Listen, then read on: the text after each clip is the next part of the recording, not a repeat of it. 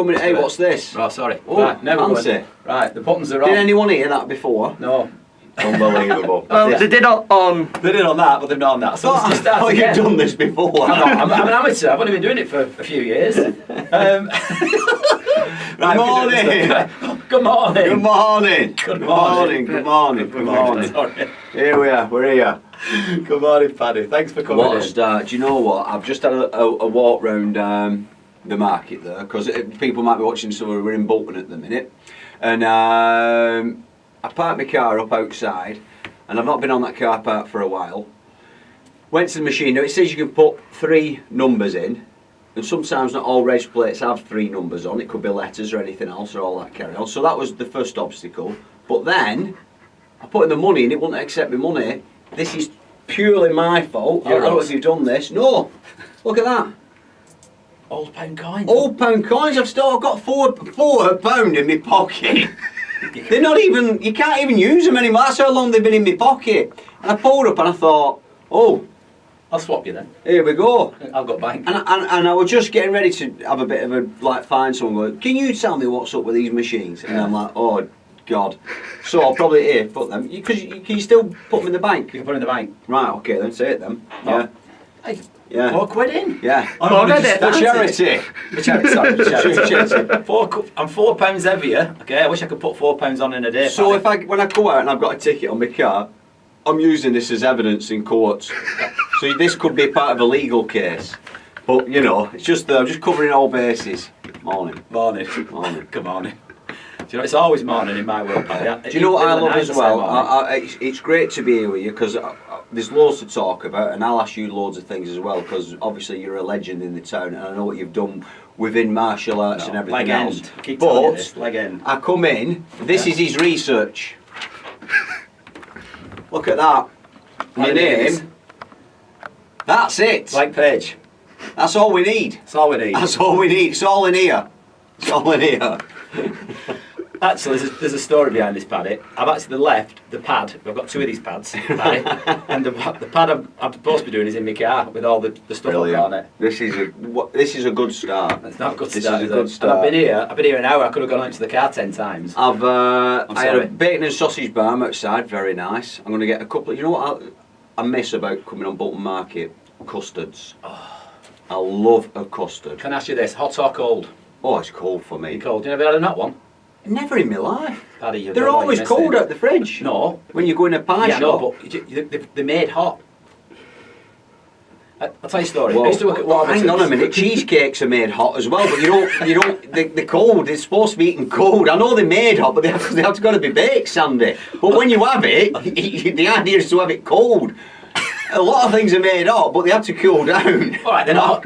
It's like saying an ice cream cone's made hot in a factory, but it can't be hot. We put bloody ice cream in it, it'll melt all over your hands, Sandy. Christ not gonna get much. almighty, what's going on here? Sorry, we're not going to get much. We're not going to get through much today. We've not even got past the hot custard. Right, can I tell you about give hot one a custard? go. Yeah, go on. Give one a go. Seriously, at the age of started Warburton's at 15. Yeah. Yeah. Did you work at Warburton's? Yeah. So did I. Serious? Yeah. I Wow, did. I used to what have a a great Saturday job company. there. I used to have a Saturday job there for about. I didn't know that. I worked there for about a year and a half, 2 years. Saturday job, 17 quid a shift. I were on. That's how long ago it was, and it was cleaning the dough off the machines. And I used to get up. It was winter when I started. I used to live up Dobble at the time, and I walked there every Saturday. Right, so I used to walk there, pitch black, Freezing. teeming down, freezing. I used to have an hole in my shoe. My sock would be hanging out at the end like a dog's tongue by the time I got there. And then I'd go in the factory, you know it's like there up Blackburn Road, no windows, so I'd be in, cleaning all day, and then finish at 6 o'clock and walk home in the dark for 17 quid. But at the time, getting a wage used to make you feel so good. How old was you? Oh God, 17, something like that, yeah. And I used to think, and a few of my mates, you know, were like not doing much, signing on or whatever. But it were great. It was horrendous. I hated it. But looking back, I think I'm so glad I did it. Yeah. You know what I mean? Good grounding. Yeah, absolutely. Brilliant. So anyway, hot custards. I thought I took him off that. Yeah. But he's not forgot it. He hasn't. He's like a dog with a bone. Right, go on then. Right, Go on. I'll say something else in a minute. I'll take him off again and come back with it. Hot custards, 12:30 today. Anyhow, hot custards. And if anyone's watching this on the internet, don't Google hot custard. Please Whatever don't. you do, don't Google hot custard. We're not sure what could come up. Literally. Kids, if you're Go watching. on anyhow. So I was 15, started at Warburton's, learning the trade I was just a lackey. And I tell you how much I was on a week, Paddy, not on a Saturday. Right. Have a guess what I was on a week. Take a stab. Warby's wages. Were good. Warby's wages were good. 80 Plus 80 a hot what? custard. quid. Are you having a laugh? Too much. Wait a minute, too much? Too less. Right, you're not only 28, right? Go so, on. right, Paddy, I'm 15, right? It's all those years ago. Yeah. I just left school, Yeah. and my first weeks we got paid weekly, which I thought's amazing. Cash Yeah. in a little little envelope like that. It was great when you got that like that. £7.36 No way. for a week. I'm serious. That is mad, isn't But it? it's a long time ago, Paddy. We It's won't go mad. there. Let's talk about hot custards. Well, my mate still works at Warby's, Yeah. and he's on 7.80 a week now, so they've upped his wage 20p. They've come on leaps and bounds at Warby's. £7.80 an hour or a week. Yeah. So anyway, I'm learning my trade. I'm just a van assistant. Yeah. Eventually gets my driving licence at 18. And at 19, I'm doing my own rounds type of thing. And one of the areas was Bolton. I was going up Brain Power, if you're watching, thank you. It was your granddad who used to make these. And it was a little bakery shop, top of the brow. Yeah? Yeah. And as we drove around the corner up the street, winter's morning, freezing cold, like you said, and then you just got this smell of this bakery. Even though I'm working in a bakery, I was Yeah, looking at no, Warby, so I but got it this can't be double that smell of smell, yeah. bread in the morning as I got up, Yeah. at like 5:30, 6 o'clock as I pulled into Warby's. And then again at like 6:30 as I'm driving up the hill, gets to the top, and then out from the oven is the Brian Power's granddad pulls out custards, red hot custards. And I'm like, the custard's my favourite. Yeah, yeah. And I went, and he went, do you want one? He said, but they're still hot. And I went, well, it's freezing, isn't it? No, And this is how it come about. You see that? He said Yeah. they're still hot as though you're not supposed to have them. No, too hot, too old. Too hot to handle. No, he's telling you there, No. Sandy. You should have took notice. You've gone, fair enough, but go on then. So he went, they're still hot, they're just about setting. By the time I'd served the bread and coming out, it was warm enough, cool enough Yeah. to put in my hand and eat it, a warm custard. I mean, I bet it is delicious. Oh, I man. mean, it's just, for me, it's like, and it feels like, I spend a lot of time in London these days. You go in any bakery and ask for a custard, Won't have a clue. nothing, It's like, blank. well, it's like chips and gravy and What- peas down there, well, they don't know, do what they? they have down there is a thing, it's like a Portuguese custard called a nata. And it's a Portuguese thing. They do them at Nando's and stuff like that now. Right. They're nice, but they're not proper they're custard. not proper custards. Honestly, when I was walking through there, then I saw them, I thought I'm going to get a couple of them, take them home. They do the proper plate ones here and all like that Right. downstairs, so I'm going to get a couple and take back to me. Cool. Yeah. So, we've done half an hour on custard. Yeah. Can I talk about this in front of us? If that's okay. Talk about anything you like. Because obviously for myself growing up in Bolton, you know, your name synonymous with Thai boxing, martial arts in general. And as a kid, you know, I'd see your club and I'd see your name around and it was like, oh God, you know, Sandy's the one, must train with Sandy. And when I saw this picture here, I don't know if you can see this, look at that. That is amazing. Black You and see white, that's that? how old it is. Bolton Evening News. Neil Bonner, thank you. Bolton News have been good to us. And, Paddy. and the bloke there who you've absolutely sparked out, Jeff Bullock, basically what's happened there with Jeff is he's just eating a warm custard. And that's what it does. Never eat warm custards, kids. That's what happens to you. Look at Jeff Bullock ate one back in the day. And that's Sandy telling him, they're lovely. He's like, what? Cold custard. That's what happens to you. But that's amazing because I look at that picture because obviously you're in your tie shorts, but he's in the longer trousers, so he's more of a kickboxing style. Yeah, this came about, Paddy, and thank you for those kind words, mate. That's too kind. But the guy, yeah, he's wearing kickboxing pants or karate, you could call them gi pants. Yeah. He was a kickboxer, black belt in jiu-jitsu, kickboxing. He did Muay Thai with Master Toddy, so he was doing that as well. The guy had something like around about. Well, actually, this is the second fight. The first fight, I fought him on his and his brother's show in Liverpool, and he was the first person to beat me. Had 11 straight wins, and he beat me on points, but I give him way too much respect. I think because somebody said, oh, he's a black belt in jiu-jitsu, he's a black belt in karate, he's a black belt in this, and I built this big reputation up about him. and I went 5 rounds with him, and I was just one step behind him, because Yeah. all the time I just felt, you know, that he was It's amazing, better than me, and you already lost, haven't you? So it was a big learning curve. It's the best thing amazing that the could have happened to me. power of your own mind in that situation. Like you say, it's like when in football, a lot of teams back in the day, you know, when they go against United and they've already lost before they've stepped on the pitch, because you talk yourself out of it. Yeah. And there's nowhere near your level, but when I've done competitions over the years, and you go in against someone and you do that, you've taught yourself out, and then by the end of it, you think, oh God, actually. Could have won that, or if I'd have just done that, you know. But you give them that much respect straight away. Not that you should always respect your opponent, but you know, weigh them up. But you can talk yourself out of it a little bit. Yeah. But not the second time, because you knew then. Got him back in Bolton, took 4 years, and yeah, so the result was there. But it came under a slightly different format, because Jeff probably back then, and myself a little bit, unbeknownst to everyone, this was just before the UFC breakthrough, because this is in the 80s where the UFC I think started. Was it 90 or early 90s? Yeah, I think it was. Yeah, so this was mid 80s, late 80s. I think that fight was 87, and so this was pre mixed martial arts, pre UFC, and this was an actual bout where you're allowed to do throws as well.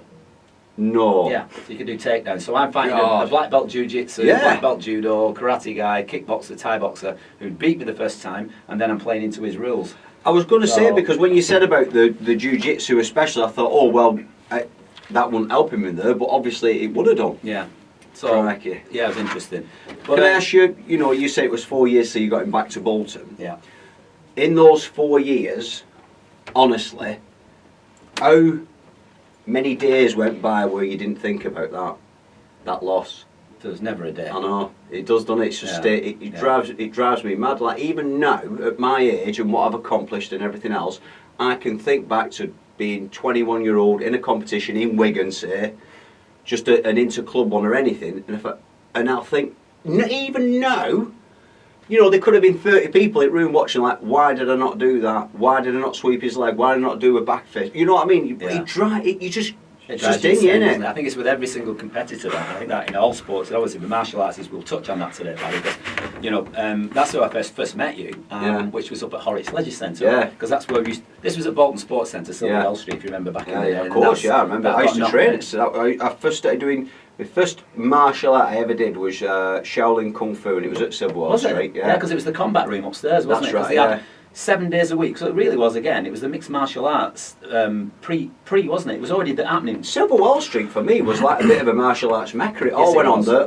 All these kind of events, all the freestyle kickboxing events used to go on there. Yeah. And it used to be even. Yeah. Well, Tom Scott, did he not have a class there? Tom Scott had a class there. Yeah. You put a picture up, which was really nice. Oh, it was fantastic. Tom used to teach there, because that's how I first started teaching in Bolton, was up in that combat room in 1983. We did a year there. That room. And the only reason why we came out of that room is because there was that many martial arts wanted to use it. It was like 10 martial arts, and there's only 7 days. Yeah. And they used to. I don't know how this works, because I don't know it works in your world, but it certainly doesn't work in mine. They'd have a class 6 till 7 and they'd have a class 7 till 8. Well, you can't start and finish on the same time. No. So everyone was vying for this hour or the next hour, and everyone was getting angry with each other. And it caused so many problems between instructors. And it wasn't the instructors' problem, fault, it was the way the sports centre ran. Yeah, exactly. Because there used to be when you walked in Silver Well, there was that big hall, and there was like a room on your left. They'd do stuff now and again, but it was a hard floor, kind of like school hall type room. Yeah. But the one when you went through, the one at the top at the back, past the 5-a-side, and then you upstairs, and it actually had a paddy. It was the first paddy floor I'd ever seen. Yeah. Well, that's where I first started training with Tom there. But like even walking, God, I can see it now. When you used to walk for that and look at them steps up in front of you, you're like. It's a bit like the steps to your place, like you just you know, you do, because the part of, you know, when you're first doing stuff like that. And I always say about any kind of martial arts, I was saying this over there on my Instagram post, it's never, for me, martial arts was never about, oh, I must be hard, or I must be this, or I must be that. You know, I loved watching Bruce Lee and Jackie Chan and martial arts. I loved all that, and it got me interested in it. But it was purely for me, the fun and the fitness side of it was so good, but the discipline, especially as a kid. Yeah. You know, you get a good teacher and everything else, and I'd recommend it to anyone. You know, I think a lot of people get put off by it because they think, oh, I'll go in and get beat up or this or that, and a lot of clubs. You know yourself over the years. There's a lot of clubs where I've gone in some clubs in past thought, I'm not feeling this. You know, they're just all the egos and all that. Yeah. But now, you know, there's a lot of fantastic clubs out there, family clubs as well. You know, Yeah, your very club, you much. know, you've got a lot of kids in, families come, you know, couples. And it's just a great way of keeping fit these days. And everyone's banging on about health and fitness and what have you. And I think, for me, still trading now, and I started back up again recently, I prefer that than being out on the roads running all day on a bike or on a rowing machine. It's just I still get a sweat on and I get out of breath and you tone up and you get fit, but I'm not thinking about getting fit. You're just doing it, and you're knackered when you're doing it, but you're just doing it and having fun. You know, it's fantastic. No, that's great. I mean, I've noticed a lot. I mean, you're looking in absolutely fantastic shape, and I've been watching some of your stuff and following you, Paddy, on this. I mean, you did. Let's talk about that. You just decided to do this bike ride. And how far was that? Yeah, we did 160 odd miles. The official bike ride is 141. We did 168. We got lost. I was going to say, I saw that bit where you got twice. Lost. You were twice. You went, I think I'm lost. That was just me on my own. I did 10 miles one way in the wrong direction, so then you've got to do 10 miles back. Hey, what the hell's going on here? Somebody's trying what is this? Yeah, I had to do 10 miles in the wrong direction. So you do 10 miles coming That's 20 back. miles then, isn't it? Straight on, you know what I mean? But what we did, you know, it's like groups of friends. Someone mentioned it one day a few months back. We should do that bike ride. Yeah, why not? It'd be a bit of fun, wouldn't it? We'll do it over 3 days. I'd not been on a bike in 5 years, right? Till the day I got to the start line. 5 years, not been on a bike. And by the end of day one, my backside, never mind your legs and all that. And people saying, put padded shorts on, put this cream on, do this, do that. Didn't make any difference. But once you get over that, that's another thing where I go, I've done it, and I'm glad I've done it. And people say, of course, I say, I've done that. You know, it's just another one to tick off. And doing it with friends, it were unbelievable. But so were you stopping in? Did you stop in like B&Bs? We camped. We camped. So the first night we stayed in an hotel, and then the second night we did the full camping thing, and that was the best night. I mean, I wanted camp both nights, but a couple of my mates are a bit like above the stations. You know, one's a manager a company in but he thinks he's bloody Alan Sugar. He's like, I'm not staying in a tent. Not sleeping in a right, tent. But we had a right 5-star up on the way across on your bike. What's good about it and all, because I was just doing this this big training thing recently, and I've stopped and I've started filling out again now, but it'll take me a while. But I stripped right down, so I went down to about 12 stone 2, and if I took my shirt off, you look great, but in your clothes you like just look really thin. Yeah. So I started filling out again. I'm back to 13 stone, but I'll be back up to fighting weight by next year. But the good thing about the bike ride was, because you're burning so many calories, at the end of the night you're like lasagnas, garlic bread, cheesecake, hot custards, anything you want, because you know the day after you're on the bike and you're away. Yeah. But if you've never done it, and I'm not like a biker. I'm not like one of these who. But if you can do it with a group of people, I'll do it again for charity. I think next year. But if you've got a group of friends, again, you don't have to be at any level. Just plod along. Don't be afraid of getting off and pushing now and again, because some of the hills are like, I mean, they're really extreme. Where's it from, Paddy? It's from Whitehaven all the way up to Sunderland. Right. But it's just a really good experience, and because so many people do it, you know, there's like little butty stops, like little vans, but they're there for the bikers, and it's like a community. You know, I didn't know anyone there, and no one knew who I were because I had glasses, helmet on, so no one knew. Oh, here's Paddy McGuinness kind of thing. Yeah. But they just welcome you, and they're clapping you as you go past, and just random. It could be anybody. Just anyone, and it's a lovely feeling. I recommend doing it. Right. There's one of my lads at my gym, one of my instructors called Garby Brennard. He's just put on Facebook yesterday actually saying he wants to do a bike ride from our gym to Wales. Not sure what part of Wales. I hope it's not south, because that's like probably further than what you've done. But anyway, a few people jumped on it, and you know, a few jokes going on about somebody put on there like, I can't do, I've got a big fat bum or something, and somebody put, well, go do it tandem, like you jump on back front, one could do all work, you know. But yeah, you've got a big fat bum, it'd probably help you. It probably would, wouldn't it? More cushioning. Absolutely. There we go. So well, I've got no bum, so I'm going to be like you, Paddy. We're walking walking like John Wayne in the Gay Factory. Not honestly, it is. It's. But once you get over that, you're all right. But it's definitely worth doing. Yeah. Definitely worth doing. I loved it. But there's some people, extreme athletes, can do it in a day. Don't know how. And Ben Shepherd, you know who does GMTV and Tipping Point and all that? He's a fit lad, Ben. He's just kept himself, he's always doing stuff you won't know, like marathons, this, that and other. And they're on my way up there. You know when someone tries to G you up but demoralises you at the same time? So I'm going, Shep, sir. I thought, he's definitely done this course to course. I said, I'm on my way up to White, I'm doing course to course. Oh, amazing. Good on you and all that. I said, yeah, the plan is we're going to do it over 3 days, camping up middle day, we get there. What time do you think? He said, well, what I did, he said, I did it on over 2 days, but when I got off at the other end and back, then I ran it back on the last one. So he did, so it's equivalent of doing something like 5 back-to-back marathons running back. And I was like, see ya, ta-ra.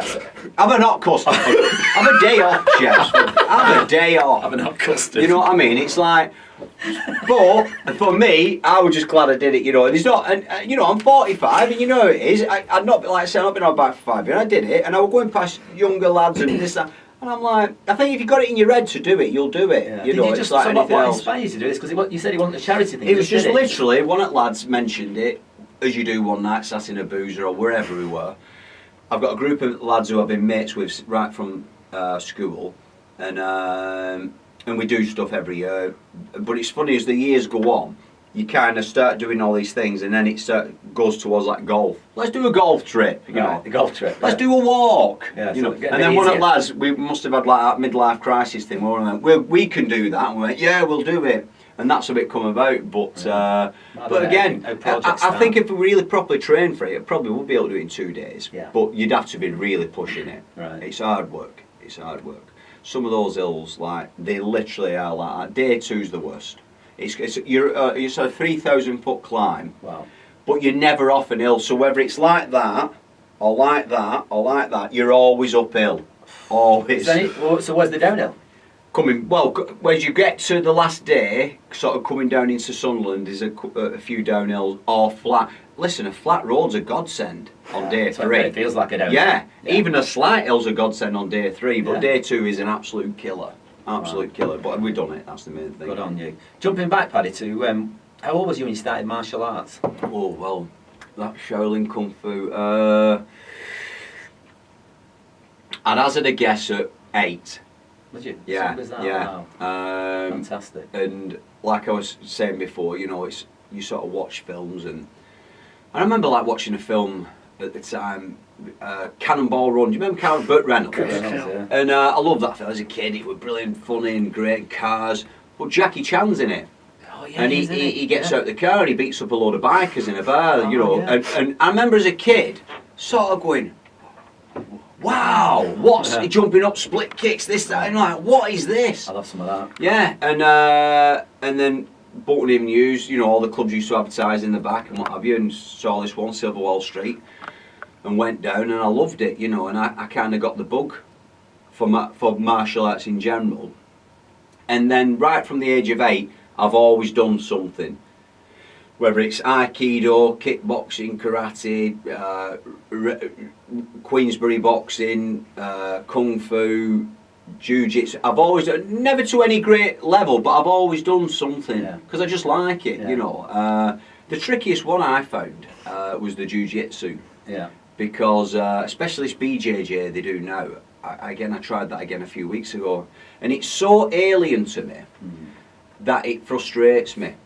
Because, you know, with any kind of striking martial arts, you know, if you've done something, you can, you know, if you've done a roundhouse in karate, you're pretty much all right doing a roundhouse in kickbox. So, you know, you can pick it up. You've got the basic, the body mechanics. Yeah, but I was on the floor with this guy the other day. Sounds wrong. Yeah. And rolling custards everywhere. Yeah. And but he was just not even breaking a sweat. And I was like, what is this, you know? And they were showing me a few techniques, and they were so alien. I think at my age now, I love doing the kickboxing. I've just started again, and I understand it, and I'm pretty adept at it. And it keeps me fit. So that's it. But I think if I'd started BJJ or Jiu-Jitsu in general in my 20s, I'd have probably still been doing it now. Yeah. But I started a bit too late. Right. I'd already done loads of other stuff, you know. Like even Aikido, when I did that for a few years, you know, there's no strikes as such, but it was kind of, with the locks and you know, and the throws, so it kind of went back, a little bit back to karate. Yeah. So again, but the jiu-jitsu is just totally. I mean, those lads are taking me hat off to them because they're mega fit. Isn't it? The BJJ and the you watch them sort of, they call it rolling, don't they? With the mat and they roll and they have this thing in. As it's another level. I mean, when I first started training, I actually started in karate and jiu-jitsu. And I just found, I mean, back then it was mostly Japanese jiu-jitsu, but you know, they're not a million miles apart. I know there are people who might be watching this and probably say, oh, they are different. Yes, they are. I mean, it's like saying kickboxing and Thai. Yeah. There are subtle differences, but the point is, you know, you're on the floor, and it's a floor martial art predominantly, and you're learning locks, like you said, and maneuvers, and somebody described it to me once, and you might get this one. It's like trying to get out of deep mud. No, it is. Yeah, you totally. just wherever you are, you're being. There's just like nowhere to go. Almost. No. It is. It's a phenomenal, and it's a martial art that's sort of, it's still evolving. There's still moves coming out now. Because I do a lot of commentary around the world on MMA, Thai boxing, kickboxing, K1, and I'm watching some moves that I've never seen that before. And you know, they're constantly developing it and evolving, and it's so intricate. I mean, look at the UFC. You know, without going too much down that route of what's just happened recently. But you know, you watch. You know, there's always this debate between a good wrestler and a good striker. And you know, if you want to be in a mixed martial arts, you've got to be able to handle yourself pretty much on your feet and on the floor. Yeah. And the training involved, Paddy, isn't it? It's phenomenal. I think that's the thing when you watch UFC. I'm not an expert on UFC at all. I watch it like anyone else. I'm a fan. But I've never been in a cage. I've never participated in it. You know, and you've got to be pretty much adapt at 4 different martial arts really to be, you know, any level there. Yeah. And what amazes me is, like you say, that little bit of training that I've done in jiu-jitsu and what have you, when I've been on the floor, and absolutely, and like I say, I did that coast to coast bike ride, it felt okay, but when I've been on the floor for like a minute with someone who's good at it, like blowing, I am gassed, you know, because I cannot figure out why this person's not out of breath. And it's all, like you say, how they hold themselves the lot. You know, he's not even blowing. So when you see him in the UFC, when you're knackered and you're in your second round and you've been stood up for a minute and a half training blows and kicking, then you find yourself on the floor. I mean, those lads have got. It's not just a case of like outside Bolton Supper Bar with someone in an headlock. You know what I mean? It's like it's a different gravy. Yeah. You know, so.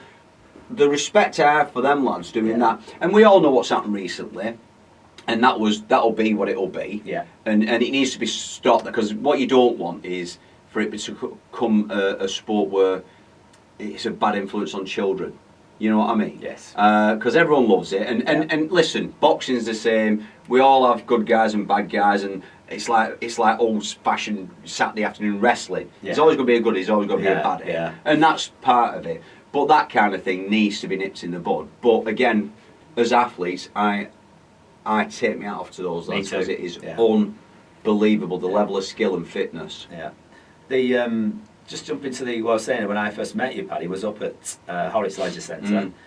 You was working there, I think, wasn't you, at the time? Because you helped me out, because we put a show on, and I remember coming to the desk, and I was looking for something. I don't know what it was, because we're setting up or whatever, and you just come running out the office, and you know, with great gusto, and straight downstairs. You saw, I forget what it is actually, the particular job that you did to help me out, but it was something we were setting up, and you just went bam bam bam bam, and you were like, no problem, boom boom, super enthusiastic. You just not changed, Paddy, you know, in the way of like, you know, whatever you go into, you seem to go in with 100%, and you've got that real good, you know, that gung-ho attitude, but like, you know, you do a job right, don't you? And it's like, and I think, you know, martial arts has been a part of that, hasn't it? I think it sort of gives you that bit of zest for life. Well, it does, and it's like I was saying, you know, I think the discipline aspect of it, and it's not a discipline side where you go into a club and, you know, whoever's at the front is, you know, it's all very strict. It's just, I don't know what it did for me over the years. It just gave me that sense of respect as well for other people. And I don't know, I think part of it's that, part of it's how you're brought up by your mum and your dad or whatever, you know. But I do believe manners are everything, and I think if you can do someone a bit of a favour, you know, then it comes back onto you, you know. And it's not about going out there giving it, I'm a, you know, Samaritan or anything like that. But I just think just the little things, like you say, back then, You know, and we're discussing it here now all those years later. Incredible. So it stays with you know, and that was just a little small act. Yeah, which I'll never forget. You know, That's what I mean. Forget. It's just true. You know, it's just like I said, certain things in your mind stick. You know, phenomenal. But you know, you've done martial arts then technically like 37, 38 years. 45 now. Yeah. Wow, 38. Yeah. And that's why it's when you were saying about this guy here about with his kickboxing, his jiu-jitsu, and you did jiu-jitsu yourself and what have you. But obviously everyone knows you for Thai boxing. And I wish I'd have stuck to one thing like that and become really, really proficient in it. But instead, I mean, I still enjoyed it, but I did a lot of different, I do 2 years here too, because I were always just like that as a person. It's only, in fact, funny enough, karate, Shukukai, was the only one when I started with that, and I think it's because I hadn't done much sparring or that kind of stuff in the classes. I just instantly enjoyed it, you know. And again, the sparring for me wasn't like I'm best in class or I can beat you or I'm going to do this. I just love, like even now when I'm sparring now with someone, and someone did a leg kick on me the other week in training, and I stopped straight. I went, do that again. And I said, right, show me you did that. Because I don't care about asking, I don't care what level, if they're below me, above me, or wherever they are. If I think, oh, well, I'll have a bit of that, that's the way to do it. So when you're sparring, it's not about, I must win this sparring, it's about learning sparring. Yeah. And it's great, and it's good to get stuff in, but if someone does something to me, I'll always go, oh, show me that, because I think that works. So, and then he did, and then I started doing it on people. Now that's in my locker all the time. But if I'd have just gone, oh, I'm going to get him back for that and carried on, I would have never have even remembered it. Right. You know what I mean? So it's just... that's a great way. That's a great way of looking at it. And that's where the difference when you're in a good gym and you're a good place that you just touched on that before, is where people in there have not got egos. There's no testosterone and guys are all out to beat each other. It's a learning curve, and I think it's finding that. You said it again about you walk into certain places. This can happen anywhere. It can happen in a restaurant. Sometimes you sit in a seat and you think, I don't feel right here. Can I sit there, please? And it's you've got your head, you've got your heart, you've got your gut feeling, and I think your gut feeling to me overrules these two. People say, I don't know where to go with my heart, or shall I go with my head? It's like judge jury. You know what I mean? It's an overaller, and it tends to be this thing. And you walk in, you feel the place, and you feel right in the place, and you think, I feel all right here. Yeah. Everyone's nice, and then like you said with that, some people would have just gone bam, and just boot your leg again. Yeah. What have you learned? I remember years ago, a very small club in Bolton. I'll not mention any names, not mention the guy's name and what have you. He was like a bit of a freestyle kickboxing kind of guy. He won a few competitions, and I was at the time probably a yellow belt in Christ, so just started, but really was interested in the sparring side of it and competitions and stuff like that. I got the bug for that. And I went to his little club, and it was exactly that. And he went, I'm going to spar now, and he sparred me first. And I mean, he absolutely kicked 7 bells out of me. And I just thought to myself, I thought, why? I never went back. Not out of fear, not out of anything. I thought, what's the point of that? And I just thought, but them clubs are out there. But he quickly disappeared, and as did his students, because who's going to go for that? And them kind of places, you go and it's just him and one other person still probably talking each other up all the time. But no students, because, who wants that? Now, I knew from what he'd done, he could easily wipe the floor with me in any competition, sparring, anything. So it wasn't even about that, but I just thought, why do that? Why do that to all your students to prove to yourself that you can do it? It's ego, isn't it? It's sort of like, you knock people down to build yourself up, and that's what they do, isn't it? And that's, that happens all over the place in all types of, it happens in work, it happens in school, it happens, it starts from early on. Bullying in school starts that, doesn't it? Yeah. But it's a shame, but but that's why I think it's great, clubs like your club. Like I say, I was there the other week getting them pads off you, and you look up the stairs and the feelings come back in your stomach, and you're like, oh, you wander up there. I mean, I wandered up the top of them steps the other day, and I was glad it were locked. I thought, thank God, they probably had me on the bloody chin-up bar. Yeah, remember those chin-ups? Yeah? Oh God, yes, do I. They're still up there, they're still ready waiting for you. Do you know, again, it's funny how you think of things when you're a kid differently. And when I first looked at Thai, and I remember watching something or a documentary or a film. It was something as a kid. It was on the telly, and there was a guy there rolling a rolling pin up and down his shin, And I just remember at the time, I'd just been on my bike, and you know when you miss your pedal, it spins around, it's you in the Clenching shin. the shin, yeah.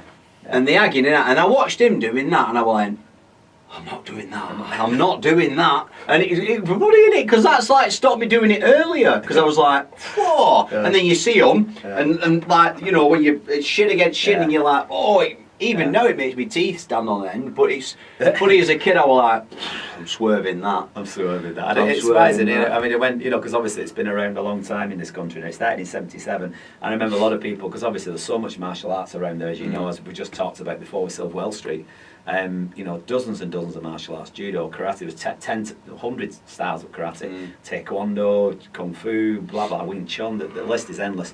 And I'd say I started in karate, I was wearing shin pads, we used kick with the foot, even though, you know, you're wearing shin pads, you kick with the foot was a bit strange. But, and then suddenly I've gone to my first Thai boxing class, met Grandmaster Sken, my teacher, and I've gone down.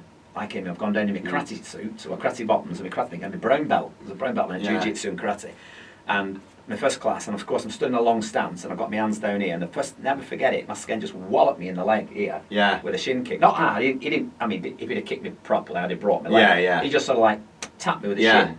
And like, I was like, you know, you get a dead leg. Yeah, he's like, it's horrible, I feel sick. Yeah. And he went, lighter up. And he didn't speak English. He only speak about 3 words. And because he couldn't say it, he had to do it. And it was basically to tell me to shorten my stance. Yeah. So and I was like doing this. And but that's the difference on that guy what I said who I sparred with. Yeah. Who just wanted to beat me up, where Master Sken was doing it not just much to show English, you. Just show you. Yeah, just tap my leg. But it's exactly. But that's the way to do it. Yeah. But was he the first guy to do it in the UK then in '77? Yeah, there's Master Sken, Master Toddy, Master Woody, the 3 Thai masters who brought it into the UK, and that was '77. I had my first class on 17th of November, 1977. I'll never forget it, and it was at Jack McEwen's. Yeah, I remember. Yeah, Jack's club. Yeah, because Jack used to. He used to be down the bottom of Double, didn't he? Around the back there. Yeah, it was actually the church. Yeah, that's underneath right. the cellar. Now again, he was ahead of his time. Jack McEwen, because he had a padded floor and he had a punch bag up. And my first impression of Master Sken was, and it was like seeing Bruce Lee. Yeah. And Bruce Lee obviously passed a few years before. And Master Sken stood in shorts, no top on. Yeah. Right, and he's got some little bag gloves on. And he jumps up. Sorry, there's 2 bags. It's 2. And he run up and he sidekicked this first bag and kicked off that bag and went down another 6 foot down the room and booted the other one with a roundhouse kick. Yeah. And I was like, yeah. That's Jackie Chan, that's Bruce Lee. Yeah, exactly. And I was like, and then listen to what you just this is true this. Just a quick one, Josh, is that still, have we got Paddy still in focus on this one, please? Yeah. Yeah, thank you. There's a guy, an Iranian guy, sat on the floor with a pair of shorts on, same thing, and he's got a stick and he's a rolling pin down his shins, and I'm going, and he just sat there, and I'm like, there's only 2 of them, there's only Master Sken and this guy, and I went, like, what is this? What's he doing? Yeah. And I'm there in my karate suit, and my black belt, and my brown belt, sorry, I went black belt. And then we did this first class, and then he starts having us kick with a shin, which I was like, that was very foreign, because we just did that. Of course. And I just kicked the bag with my shin. Never kicked a bag before in my life, because you only ever kick these, you know, them shields. Yeah. So I'm roundhouse this bag with my flick, you know, like, because it was a flick in karate instead of Thai. And the bag was, one of them was softish. Yeah. It was almost rock hard. It had sand in it. Have you ever kicked a sandbag? Yes. Sandbag, trust me, it's like it's soft concrete. Soft concrete. Yeah, exactly. The way to describe it is like moving concrete. Yeah. And I went bong, and my shin went like a tuning fork. Yeah. Bong, and I went, and I'm like thinking, I wonder if anything to do with what he's doing over there. Yeah. And that was my first lesson. I'll never forget it as long as I live. Yeah. But I thought, you know what? After seeing what he'd done and his jump, his kick, and then he went up in the bag and he just went, bop, bop, bop, bop, bop, and he booted the bag about 50 times in about like less than a minute. Yeah. I'm like, I'm having some of this. Yeah, exactly. Once I got over the shins thing, I went into this thing, Paddy. I got myself a little stick, and it is a roll pen, it had a stick. And I got it, and I used to write stuff on it, you know, Sandy's McShinny tapping stick, and you know, like bish bosh bish, and ding dang do or whatever, you know, all these little sayings on it. And I used to whack my shins with his stick, 50 to 100 times a night. And eventually I got to the point where I think the best ever did, I managed to break 3 inches of wood with my shin on a roundhouse kick. But Master Sken did 5. Oh, I mean, come on. I know. 5 1-inch boards with his shin, roundhouse kick. We couldn't hold it, Paddy. He kicked it and we dropped him first of all and he went mad. So he said, so because we couldn't get our hands around 5 inches properly to hold them for him. So the first one broke and they slipped out. So we held 4 and he just went straight through them like butter. And I was like with his burst shin and I was like, this is why I was like, this is amazing. I'd love to have met him. I'd always see, and again, with pictures with you in the local paper, I mean, I knew his name, obviously.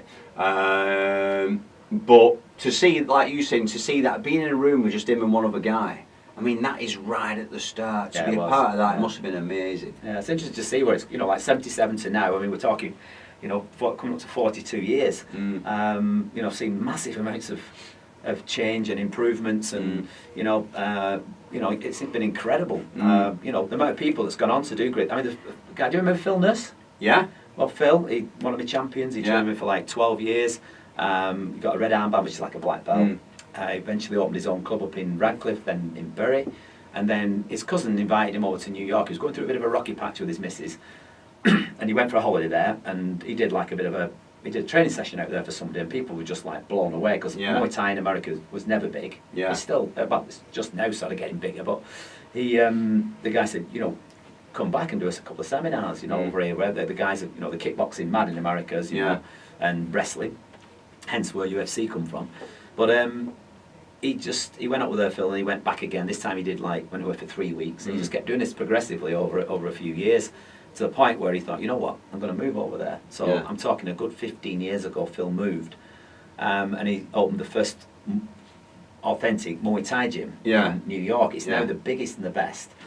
He's taught the likes of, when he was John Bones Jones, George St. Pierre.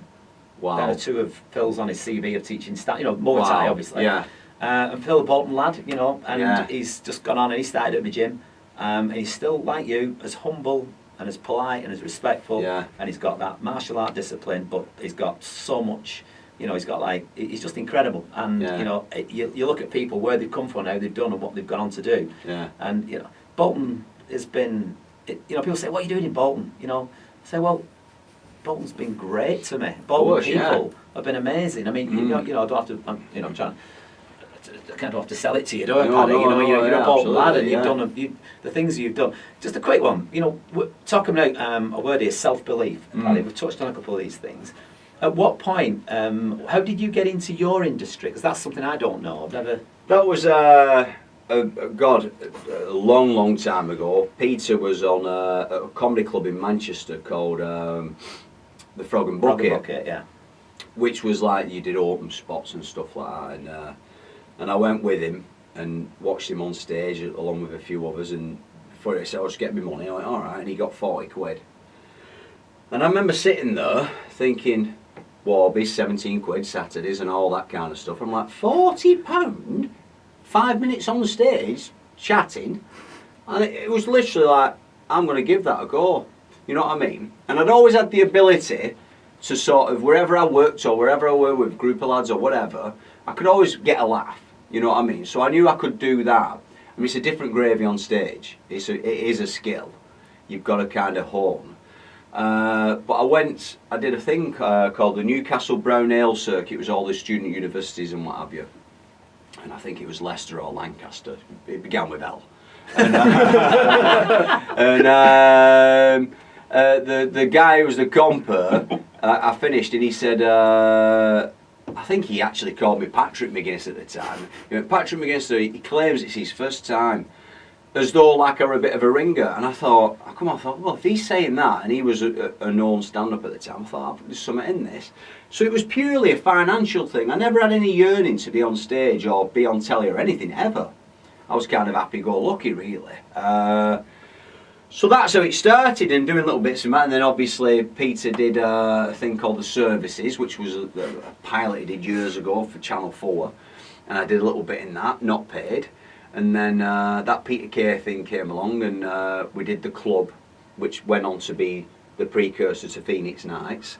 And then we did Phoenix Nights. But all the way through all that, The Services, that Peter Kay thing, Phoenix Nights, second series of Phoenix Nights, I was still at Orwich, working. So I'd kind of either turn up for a shift after just filming, or finish a shift and go down to set and do like a scene. It was mad, totally mad. It was only when Max and Paddy came along that Peter said, "Luke, you might want to give it a go, this." You know what I mean? He said, "You've done like bloody 3-4 series on telly."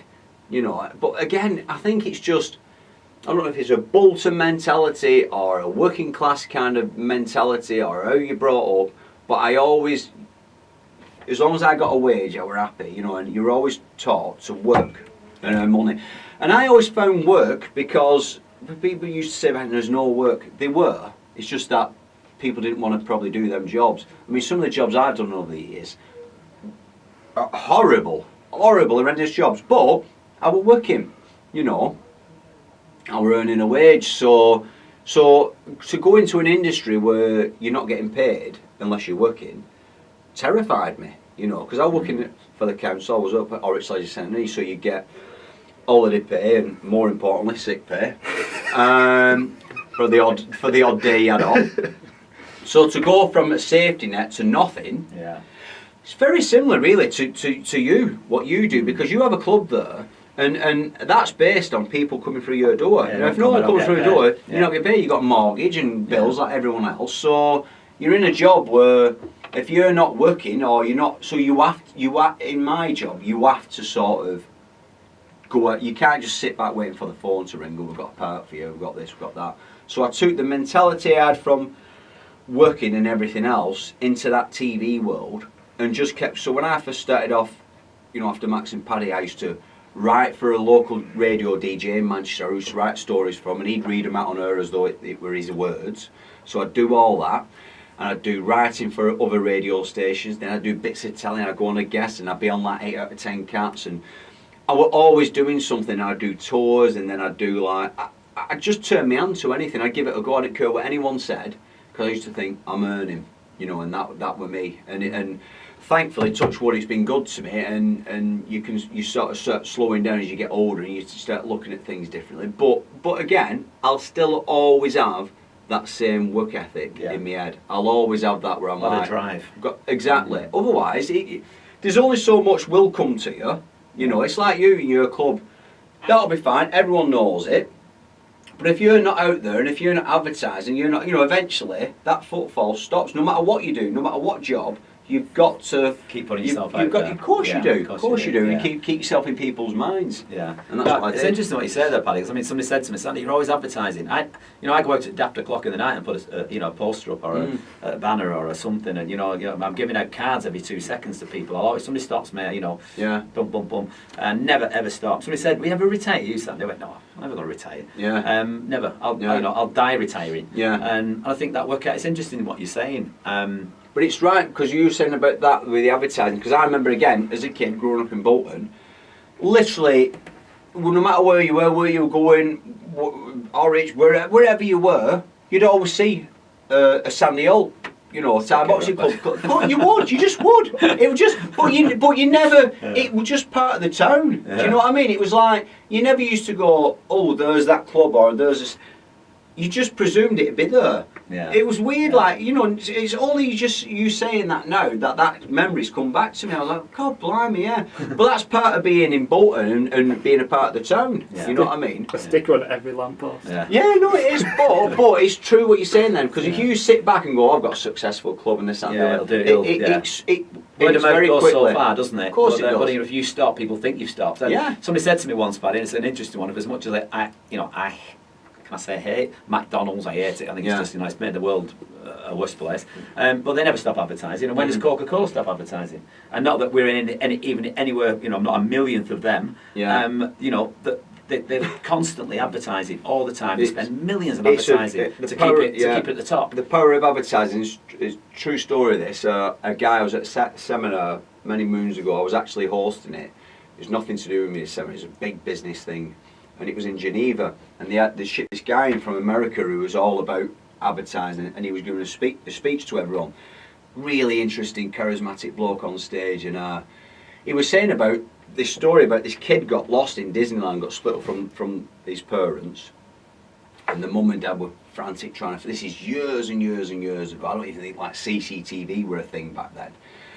So they're all out, and they found him eventually. And they found this kid. They all went to his place, and it basically was just a massive, big Pepsi sign, Pepsi Cola. And this child, 4 or 5 year old, saw that sign and just gravitated because it recognised it as a thing, advert, and stood under it.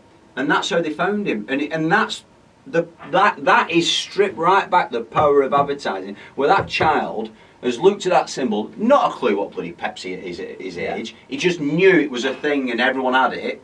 So the kid went to it and stood there, and then they found him there. You know, he could have wandered anywhere, but that's the power of advertising. You know, when he told them stories, this bloke, I was like, God, it's so true that it's so, and it's just there. You know what I mean? It's just there. It's mad. It is. It's mad, but it does work.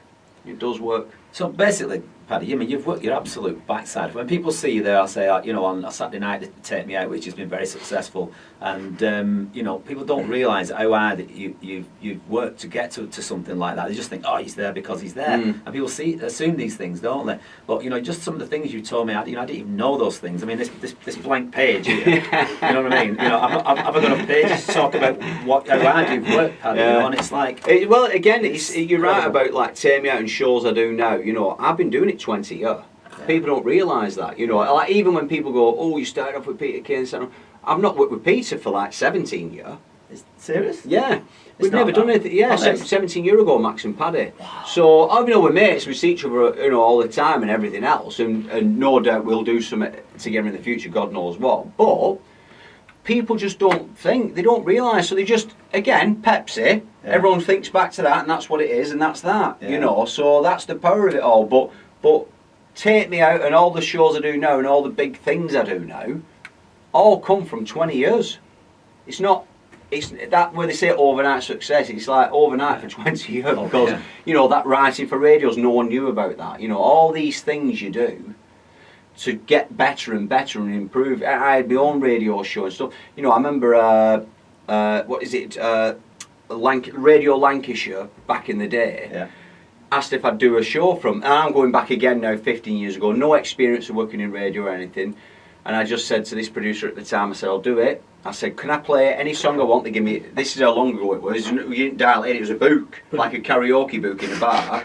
So I'd flick through like that, and I'd go, David Soul, Silver Lady, can we have that? Yes, put that on. And I'd talk, but again, I just did it. I didn't go, oh, I'm not sure about that. Yeah. Never done it. You know, I'm like, yeah, I'll get it. Because I was hungry as well. I was hungry for it. You know what I mean? I just do it, no fear. Stepping over that line, isn't it? Of course. And the thing is, you do make mistakes. Of course you do. Everyone does. But that's the thing. Like your kick on the leg, Master Sken, stays with you. Yeah. You know what that feels like. He certainly knows what it feels like because you got that all them years ago. So then you know what I mean? So it's just having them things, that memory goes in.